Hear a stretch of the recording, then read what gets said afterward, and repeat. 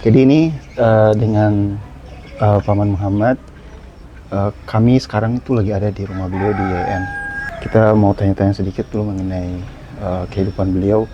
Tentu dari dulu beliau kecil tinggal di kampung, sekarang sudah di Ambon, dan posisi beliau sekarang memiliki posisi di tengah-tengah masyarakat, terutama di kota Ambon. Mungkin cerita sedikit mengenai masa kecil Paman di Tual. Baik, makasih Nanda Ahyar. Saya lahir di Kiai Besar, tapi dibesarkan di Kota Tual. Nah, dahulu itu kan belum pemekaran ya. Kabupaten. Sekarang kabupaten dan Kota Tual kan belum pemekaran, jadi masih satu. Tapi dibesarkan di Kota Tual. Di kampung apa?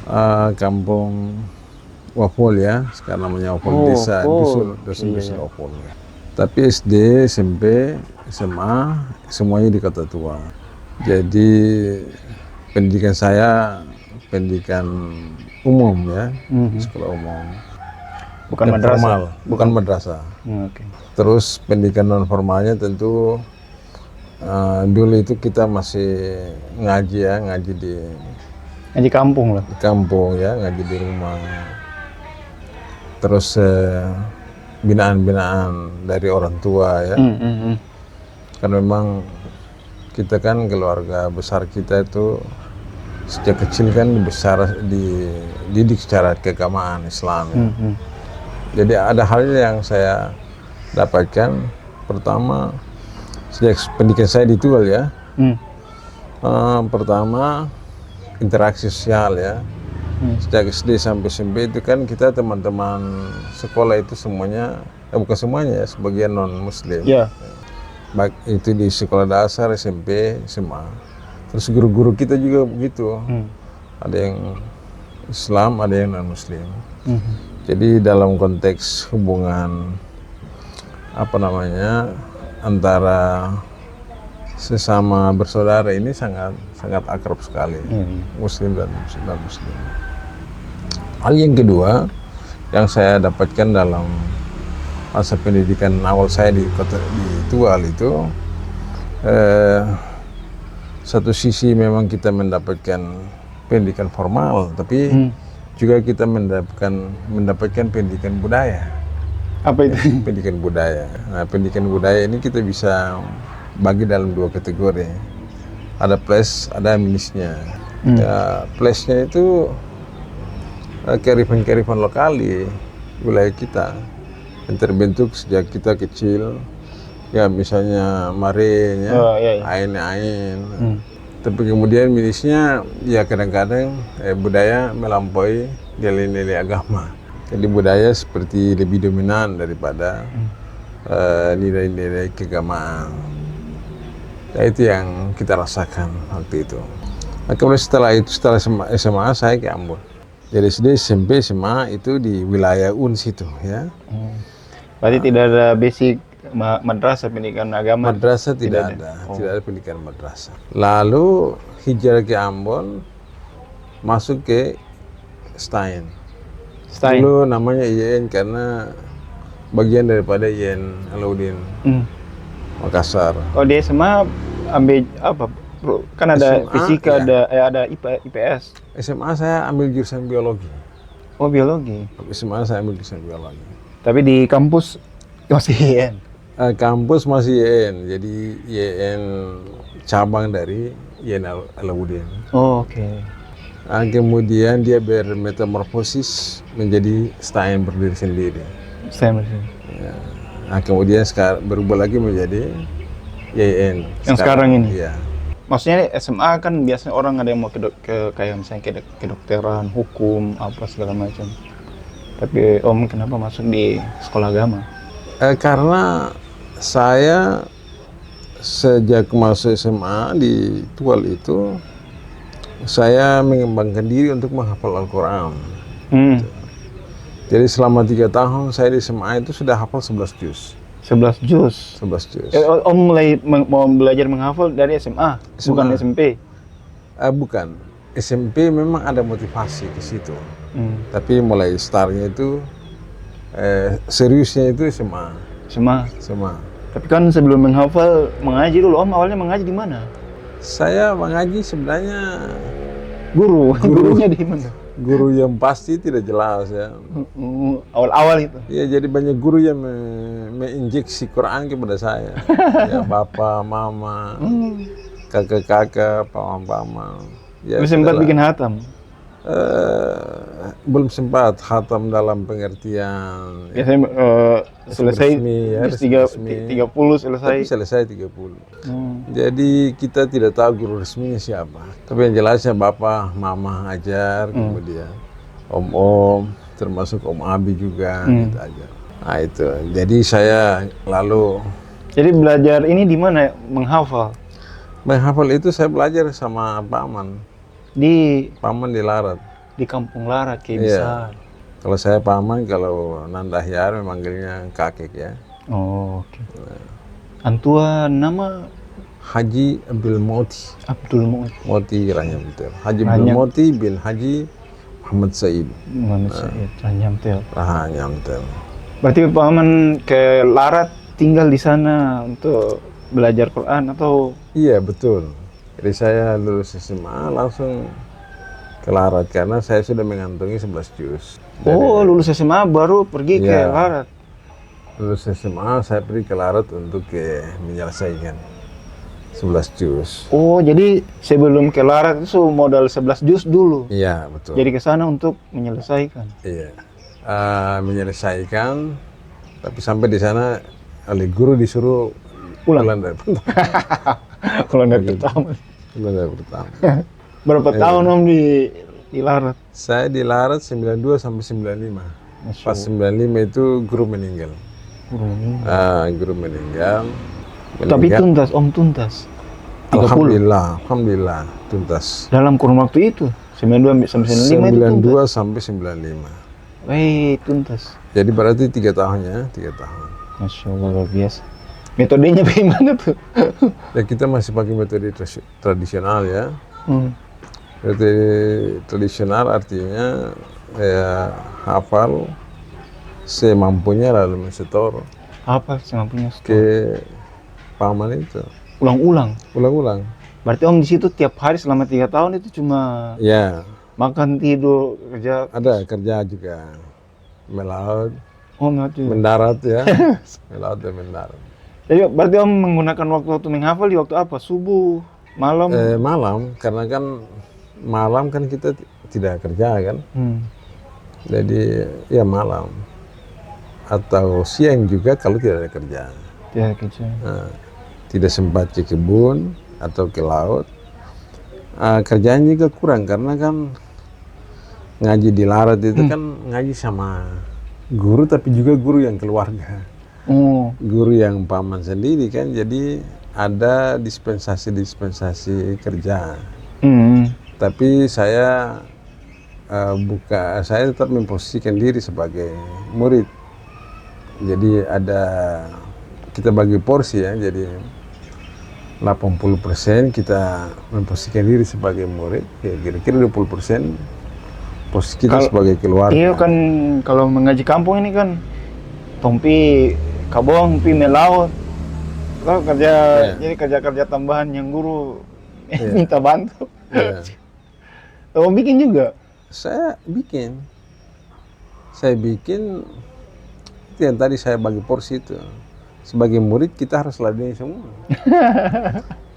Cuma kita dapat keuntungan karena guru itu guru keluarga. Terus mereka punya murid saya juga murid keluarga. Jadi kita tertolong untuk sudah barang tentu yang paling utama kan Allah ya, maunya Allah Subhanahu wa taala. Jadi rata-rata selama berapa 3 tahun? 3 tahun. Itu per hari Om bisa menyelesaikan berapa lembar, berapa ain atau berapa surat atau gimana? Metodenya itu? Ya kita mungkin alhamdulillah diberikan rahmat secara genetika ya. Jadi ada kemampuan untuk menghafal. Saat itu ya otak masih segar dan belum terkontaminasi. Belum disibukkan dengan kesibukan yang lain. Sehingga biasanya guru mewajibkan kita itu, karena bukan saya sendiri yang mengaji, kan banyak orang. Banyak. Mewajibkan kita setiap 2 hari setor itu. Oh.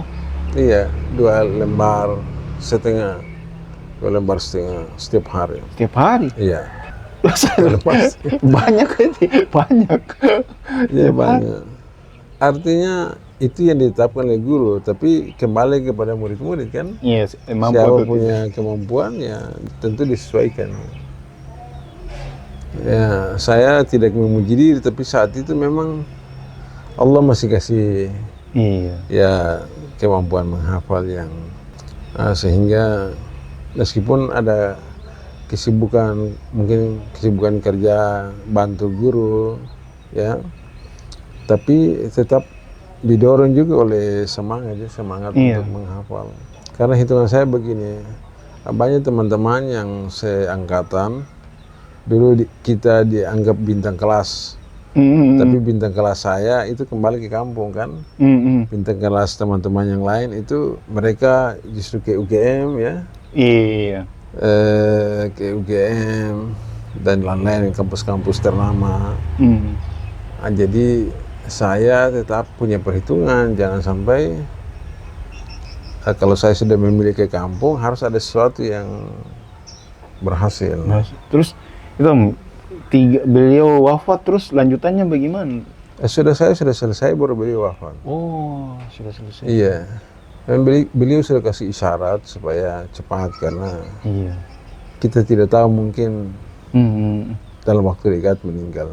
Om, selama belajar tuh kesulitan pernah tuh apa di alam selama proses menghafal Quran? Ya, pertama Quran sendiri kan tidak susah ya. Tidak susah. Quran itu tidak susah. Yang susah yang kita. Kita pendekatan ataupun upaya kita yang tentu mungkin benar, mungkin salah. Kalau salah tentu kita anggap berat, susah. Kalau benar tentu kita anggap Quran itu mudah. Saya kira tidak ada hambatan, karena saat itu kan begini ya,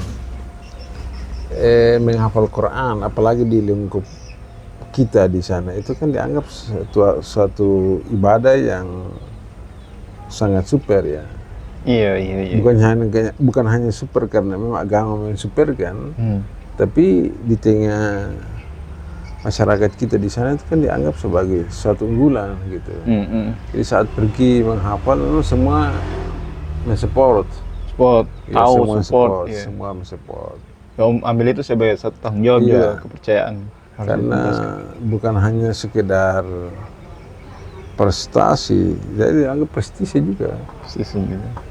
Nah, makanya itu memotivasi. Iya, tentu ada hambatan, tapi tidak terlalu. Hambatan itu misalnya pernah ada hambatan itu dengan kakak guru yang sekarang sudah meninggal. Jadi saya pernah ikut MTQ di Palu. Jadi saya dapat hadiah. Peserta. Dapat hadiah satu radio. dulu. Nah, radio dulu. Jadi kan guru Yanau itu bilang kalau ada hadiah radio nanti dibawa pulang. Kalau beliau itu senang dengar informasi radio, iya. Tapi hadiah itu sampai dijual, diambil kembali oleh bapak tua. Akhirnya saya secara mental agak goyang gitu. Saya merasa tidak bisa ke kampung kalau saya tidak bawa. Jadi itu hanya berlangsung kira-kira 2-3 bulan. Sempat ada renggang sedikit. Jadi setelah Om selesai SMA, terus 3 tahun menyelesaikan hafalan, mungkin itu dasar akhirnya Om memilih untuk masuk di Iya, betul. Karena saya jurusan biologi, sebenarnya kan kakak guru itu kan menyiapkan untuk masuk ke Unpati. Jurusan ilmu dan teknologi kelautan. Karena waktu di SMA juga prestasi sekolahnya bagus untuk biologi. Sebenarnya juga prestasi biologi kurang bagus juga. Karena otak saya disiapkan untuk menghafal. Iya. Jadi nilai-nilai yang eksak itu kurang bagus. Oh, oke. Nah, jadi kita hanya masuk jurusan itu kan memang karena melihat tren saja. Oh, ada Lebih hebat teman. ya. Ikut. Bukan karena nyambung dengan kemampuan, tidak. Nah, lalu karena sudah hafal Quran, saya pikir ya untuk lebih mendalami dan lebih menyambung ilmunya masuk IAIN. Tapi selain itu juga peran dari Om Abi, Om Abinya. Oh, senior, beliau duluan kuliah. Beliau duluan kuliah dan beliau di IAIN jurusan Akidah Filsafat.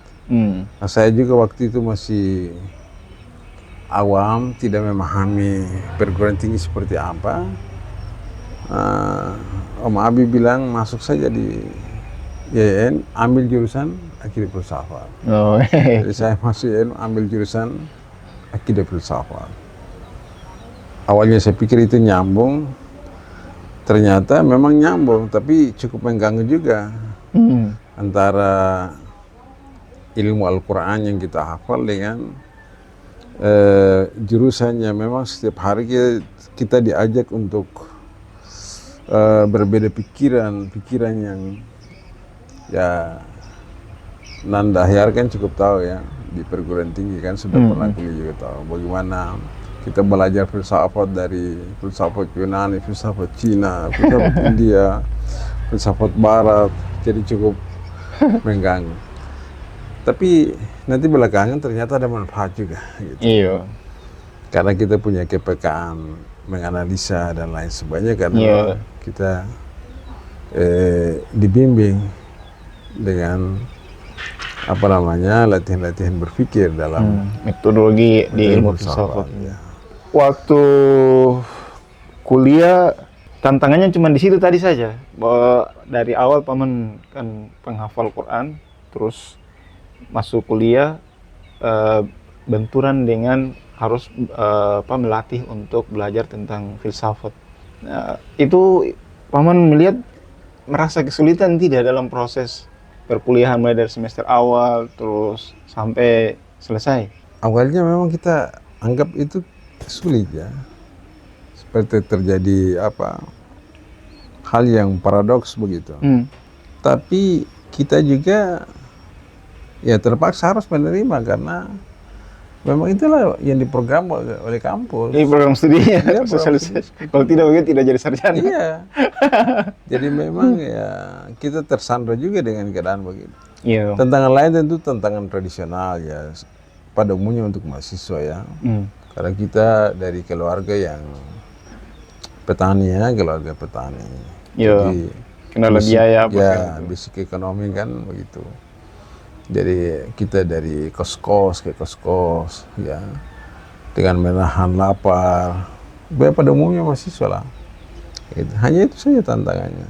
Kalau yang tadi itu tantangan keilmuannya, antara kita harus benturkan atau satukan antara Quran dan filsafat.